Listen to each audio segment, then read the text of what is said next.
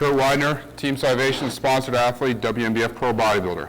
Here to talk to you in detail about my 4-day training split that I've been implementing for a while now.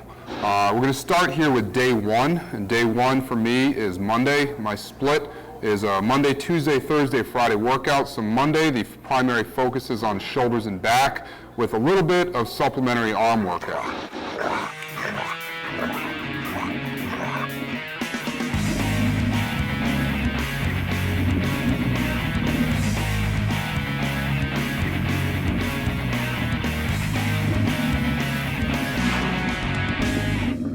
My approach to training is such that I like to use a wide variety of exercises, rep schemes, angles, and different types of resistance. So I'm not going to be doing the same thing on every workout each time. So for instance, on one week, what I might do for shoulders and back can be very different from what I do the next week on my Monday shoulder back workout. Now the basic movements are going to be more or less similar, but there's going to be some type of difference in the way that I implement the approach. So for shoulders and back, as we're looking at that particular workout, we're looking at about roughly 4 movements for each of those 2 body parts. That could vary a little bit. Like I said, I'm going to be varying the types of exercises. So if I were to start with a lat pull down of some type, which is very often the case of what I might begin that workout with, I'm going to choose a grip, either pronated, supinated, or neutral grip, and either a medium, close, or wide grip.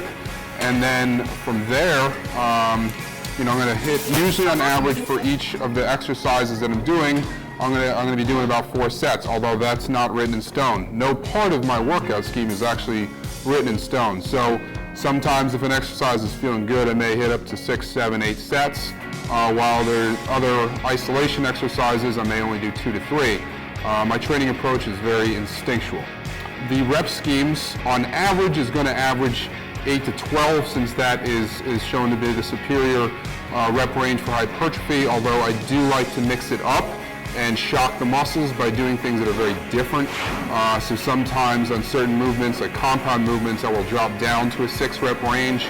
And then I'll also incorporate lots of double drop sets, but then I'll also sometimes do something completely different, is doing 20 or 30 rep sets depending on the exercise and body part. So again, going back to the actual shoulder back workout, if I decide to start with a wide grip neutral lat pull down, then my next back exercise is going to be a different type of grip and a different width. So ideally, I want to be hitting a movement that incorporates a pronated grip, an underhand or supinated grip, and a neutral grip, and at least 3 different types of width. The idea is to hit the muscle from as many different angles as possible. And again, I also want to change the types of resistance that I'm using. By that I mean, I may use a cable movement. You might use a movement that incorporates either barbells or dumbbells, some type of free weight, some type of machine, because each different type of resistance is going to have a different feel and a different effect on the muscles. So we want to manipulate the muscles in many different ways as possible for overall development.